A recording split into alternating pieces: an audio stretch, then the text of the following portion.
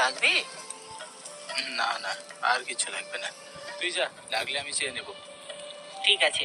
খাওয়া শেষ হলে নিতাই দার কাছে গিয়ে বিল দিয়ে যাবেন। আমাকে দেখি কি তোর চাঁদাবাজ বা ডাকাত মনে হয় রে? হ্যাঁ, যে বিল দেবো না?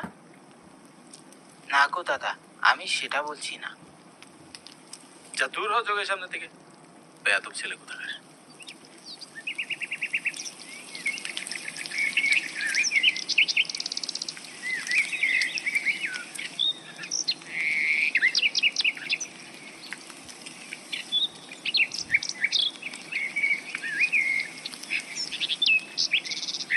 হ্যাঁ, এই নিন নিতাই দা আপনার খাবারের বিল। তবে আপনার দোকানের পিচিটা তো বেশ চঞ্চল। তা ঠিক। হ্যাঁ, বিচিটা টেরা বেকা কথায় অনেকে আমার দোকানেই আসে না, কিন্তু কি করবো বলুন, মা মরা ছেলে, মারধর তো করতে পারি না। আর যে যাই করুক, আপনার হাতের রান্না অন্য কোনো দোকানে পাওয়া যাবে না। কি কি যে বলেন বাবু। তা থাকো আজ, আমি আবার কাল আসবো।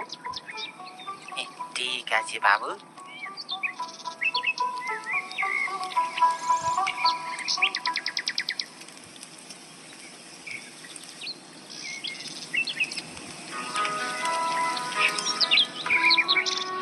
নিতাইদার হোটেলের রান্নার মতো স্বাদ আর কোথাও খুঁজে পাওয়া যাবে না।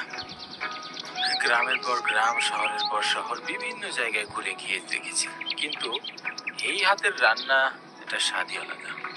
এই জন্য তার ব্যবসা অবশ্য বেশ ভালোই চলে। গোটা 4-5টা গ্রাম ঘুরেও কোনো হোটেল পাওয়া যাবে না, সকলেই তার হাতের রান্না খেয়ে তৃপ্তি পায়।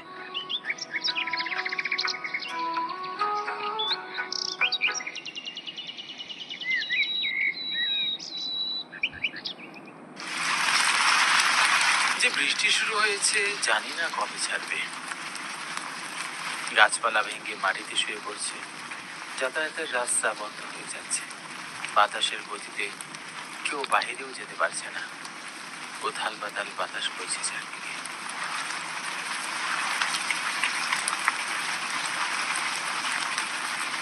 এই ঝড় বৃষ্টির রাতে এত মনীষীর সমাগম, যাই গিয়ে দেখি তো। পুকুর পাড়ে এসে সমাগম দেখে মোটেও ভালো লাগলো না গোপালের। মনের ভিতর আচমকা ভয় ঢুকে গেল তার। সে আন্দাজ করছিল কিছু একটা হয়েছে, নয়তো এ সময় এত মানুষ কেন ভিড় করবে এখানে। দেখি দেখি কি হয়েছে, একটু দেখি। গোপাল এই দৃশ্যটি দেখার জন্য মোটেও প্রস্তুত ছিল না। সে কল্পনাও করেনি এমন একটি দৃশ্য তার দেখতে হবে।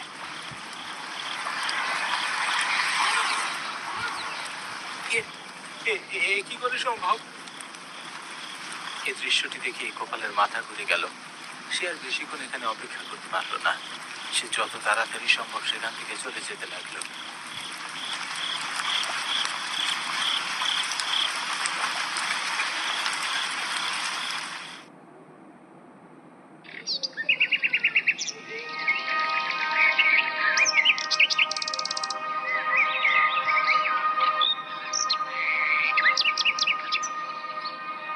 সেদিনের সেই ঘটনার পর আর নিতাইয়ের দোকান খোলা দেখা যায়নি।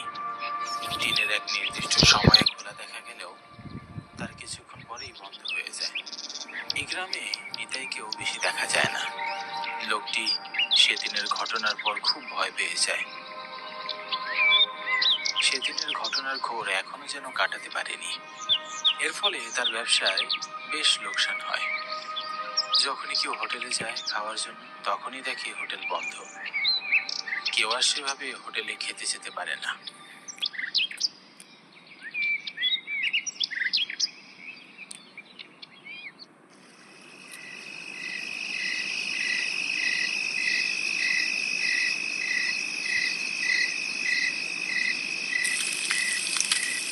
আজ কিছুদিন বিরতির পর নিতাইদার দোকান খোলা হয়েছে।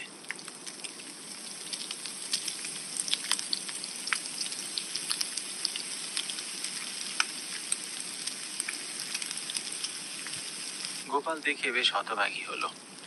সে মাসখানেক হবে নিতাইদার হোটেলে খেতে পারেনি। আজকে সুযোগ, সে কি আর মিস করবে? আজ সে খেয়েই যাবে বাজারে। তার হাতের রান্নার স্বাদ যে ভোলার নয়। সেই স্বাদ নিতে হাজার হাজার লোক আসে এখানে খেতে। কি গো নিতাই দা, এতদিন পর ভোর সন্ধ্যাবেলা হোটেল খুললে যে? গোপালের এ কথা যেন নিতাইয়ের কান অব্দি পৌঁছলই না। সে তার নিজের মতো কাজ করে গেল। গোপাল আর বেশি কিছু না বলে বসে পড়ল হোটেলে রাখা চেয়ারে। কিছুক্ষণের মধ্যেই তার খাবার চলে আসলো।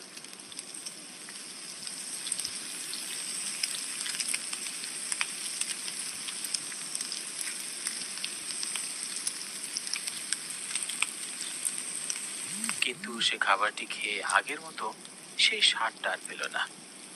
খাবারটি বিষাদে ভরা।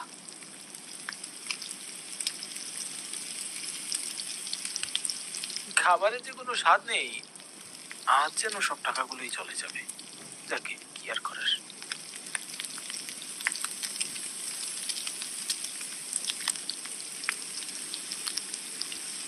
আর নিতাই দা, বিল কত হয়েছে গো? গোপাল যেতেই দেখে নিতাই দা কেমন অন্যমনস্ক। তারপরেও সে জিজ্ঞাসা করলো বিল কত হয়েছে। কিন্তু তারপরেও নিতাই তার ভাবমূর্তি বদলালো না। সে অন্যমনস্ক হয়ে একদিকে তাকিয়ে থাকে। নিতাই দা, ও নিতাই দা। কে কে? আমি গোপাল, গোপাল বলছি। হ্যাঁ হ্যাঁ, বলো। তোমাকে আজ ভীষণ অন্যমনস্ক লাগছে যে, কিছু হয়েছে? না না, কি হবে ভাই? আচ্ছা, তা বিল কত হয়েছে? ওই 210 টাকা। এই নাও। আসি গো তাহলে, সাবধানে থেকো।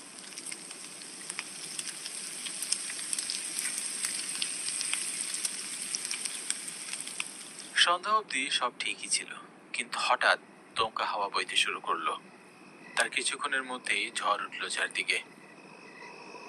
বাতাসে গাছগুলো হেলে তুলছে।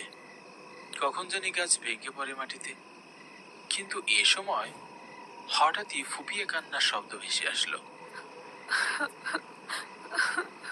তবে কোথায় থেকে আসলো গোপাল বুঝতে পারলো না। সে ভাবলো হয়তো মনের ভুল, তাই নিজ গন্তব্যে হাঁটা শুরু করলো। তবে হঠাৎ 1 মাস আগেই সেই রাতটির কথা তার মনে পড়ে গেল।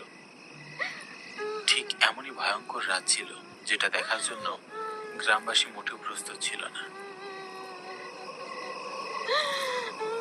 কে কে ওইখানে? দেখে তো কোনো ভদ্র পরিবারের মেয়ে মনে হচ্ছে।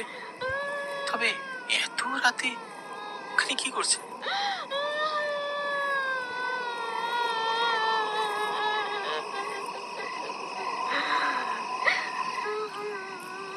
কি গো মেয়ে, কাঁদছো কেন?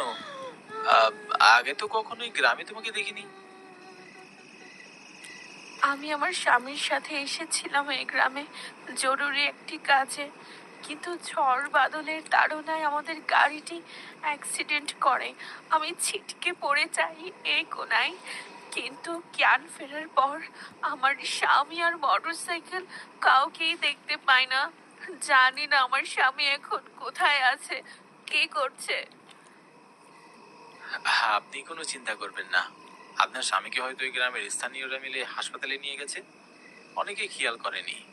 কাল সকালের আগে তো আপনার স্বামীকে খোঁজার উপায় নেই, তাই রাতটুকু অপেক্ষা করতে হবে। তবে দাদা, আমি খুব ক্ষুধার্ত, যদি দয়া করে কিছু খাবারের ব্যবস্থা করে দিতেন।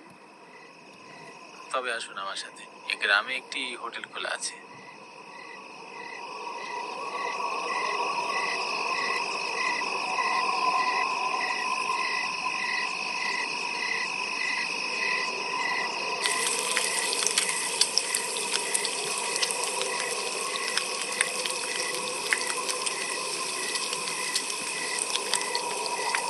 নিতাই, ও নিতাই দা, এখানে কয়েক পদের খাবার দাও তো। কিছুক্ষণের মধ্যেই খাবার চলে আসলো মেয়েটির সামনে। মেয়েটি এতটাই ক্ষুধার্ত ছিল যে কোনো দিকে না তাকিয়ে সে খাবার খেতে শুরু করলো। সে এমন ভাবে খাচ্ছিল দেখে মনে হচ্ছিল অনেক দিন ধরেই সে খেতে পায় না। মেয়েটির খাবার শেষ হতেই গোপাল আর সেই মেয়েটি নিতাইয়ের কাছে গেল। খাবারের বিল কত হলো গো নিতাই দা? 400 টাকা। একথা বলতেই নিতাইয়ের চোখ পড়ল মেয়েটির দিকে। চোখ পড়তেই তার ভুরু কুঁচকে গেল। কেন জানি না, তার মনে হলো হয়তো সে এমন কাউকে কোথাও দেখেছে। খুব পরিচিত মনে হলো তার। কে কে কে তুমি? তোমাকে তো আগে কখনো দেখেছি। তা তো দেখবি, জানিস না আমি কে? মনে পড়ে সেই দিনের কথা? ঠিক 1 মাস আগে কি করেছিলিস আমার সাথে? একথা বলতেই নিতাইদা হকচকিয়ে গেল। তার শরীর থেকে ঘাম ঝরতে শুরু করলো। সে উত্তর কি দিবে সে বুঝতে পারছিল না। মনে পড়বে মানে? কি করেছিল? ছেড়ে দাও, ছেড়ে দাও, দয়া করে ছেড়ে দাও আমাকে। এত সহজে তোকে আমি ছেড়ে দিব? ঠিক 1 মাস আগে এমন একটি রাতে আমি আমার স্বামীর সাথে ফিরছিলাম। ঠিক সে সময় আমার স্বামী অ্যাক্সিডেন্ট হয়ে কোথায় জানি পড়ে গেল। আমি আর তাকে খুঁজে পেলাম না। ক্ষুধার্ত পেটে এসেছিলাম তোর কাছে সাহায্য চাইতে। কিন্তু কিন্তু তুই তুই কি করলি? আমার কাছে টাকা না থাকায় আমার অসহায়ত্বের সুযোগ নিলে। তারপর নিজের দোষ ঢাকতে আমাকে মেরে ফেলে আমার মাথা মাটির নিচে লুকিয়ে রাখলি, আর দেহ ফেলে দিলি পুকুরে। আজ এমন পরিণতি তোরও হবে।